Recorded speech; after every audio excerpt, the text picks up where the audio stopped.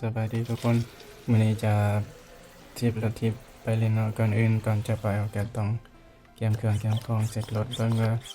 ยางรถมันโอเคบ่เนาะอันนี้ก็คือระยะทางที่ค่อยจะไปมื้อนี้แต่ว่าในคลิปนี้ก็จะบ่ได้ลงทั้งหมดนะเพราะว่ามันยาวโพดก็เลยตัดเอาเกือบว่าครึ่งทางแหละอันนี้เนาะประมาณ19นาทีจริงมันนั่นแหละทั้งนั้นเกือบว่า20นาทีไปกับตามที่เห็นเมื่อกี้แม่น14กิโลเมตรเป็นแนวใดก็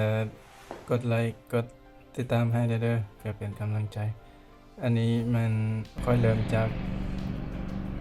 ถ้าว่าจากจุดที่ค่อยไปฮอดแล้วก็กลับมานี่จะเป็นส่วนบุคคล บางคนก็เอาไว้ที่เล่นบางคนก็เอาไว้ไปสับปลาเกินกลางทางนะเกินระหว่างทางเกินกลางทางหมายความว่าไปฮอดจุดหมายแล้วเราก็กลับคืนมาแล้วไปมาหยุดพักวันนี้เราต่อไปนี่ก็คือจากบ่อนนี้ไปจนไปฮอดบ่อนที่ว่าไฟอาศัยอยู่เนาะแล้วเบิ่งต่อไปเด้อก็จะบอกว่ายังเจ้าให้เจ้าเบิ่งเดียวงามๆเป็นได้ก็อย่าลืมกดติดตามให้กำลังใจเด้อขอบใจหลาย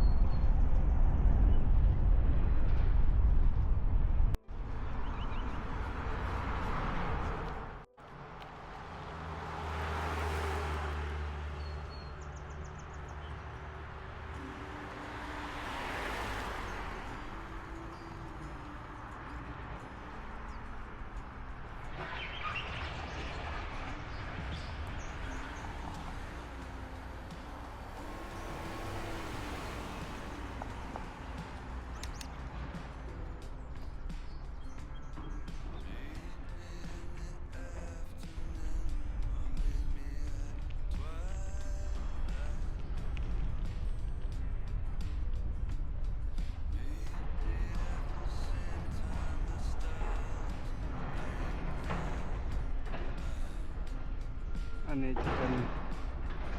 เป็นเขตนอกนะเอาเป็นลำบุกไป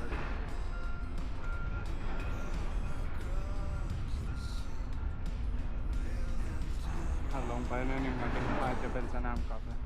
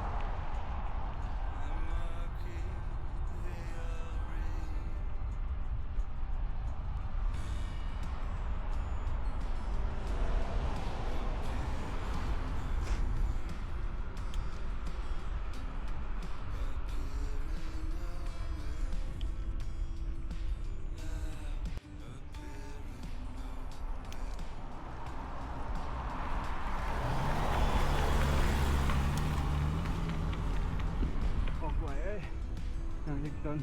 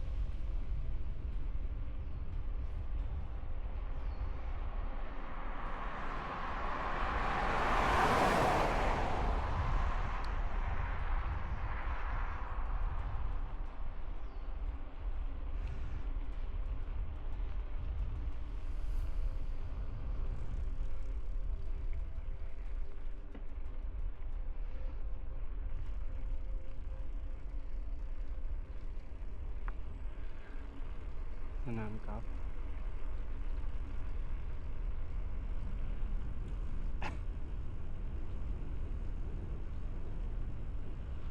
อันนี้หารอาหารแล้วก็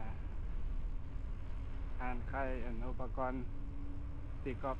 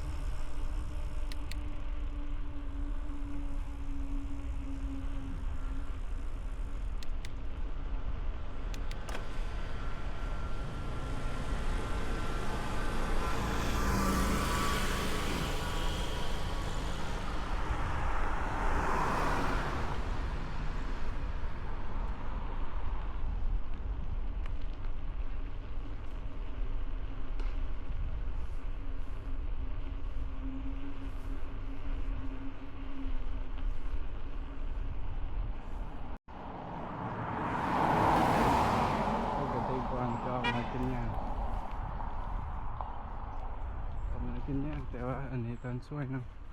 มันจะออกมาตอนแรงประมาณ 6-7 โมงมาตอนค่ำนี่คนไล่ครับมันน่าจะพักผ่อนได้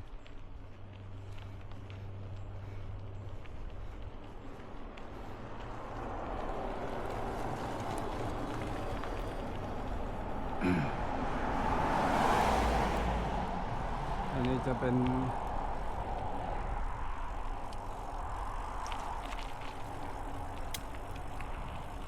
ภูตัวสุดท้ายที่เราจะขึ้นไปนะหลังจากนั้นก็แวะเข้าบ้านพักเลย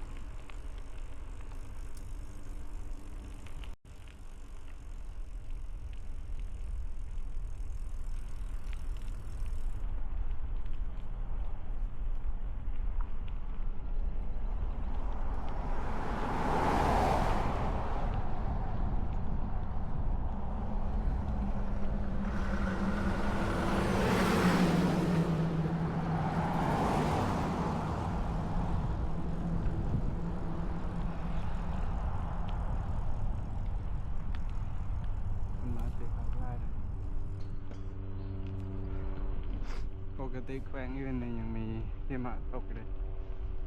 อันนี้อยู่เกาะมันติดกับสหรัฐเนาะมันอากาศมันก็เลยค่อนข้างจะเข้ากับสหรัฐก็เลย อุ่นอากาศอุ่นอากาศร้อน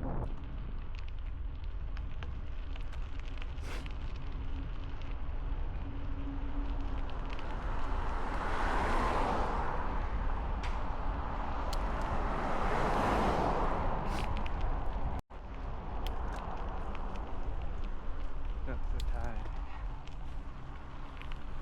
เบิ่งว่าเราจะรอดบ่ก็ขอไปดีสุดแล้ว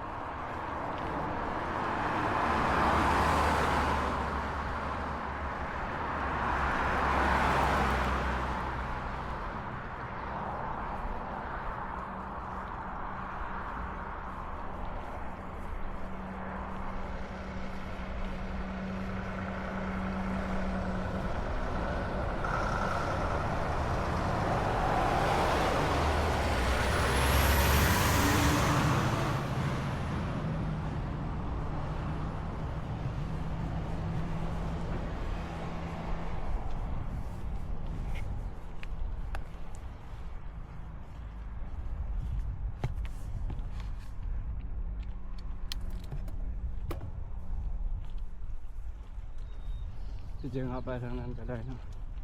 แต่เมื่อยแล้ว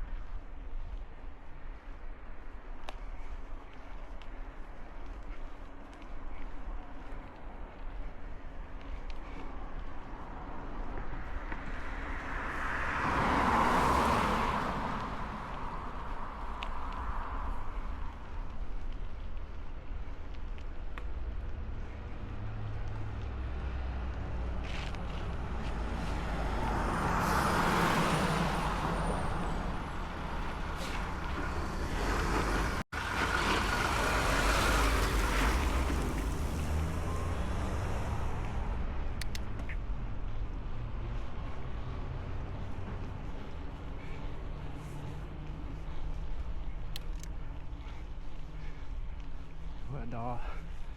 มาฮอดแล้วหัวดอ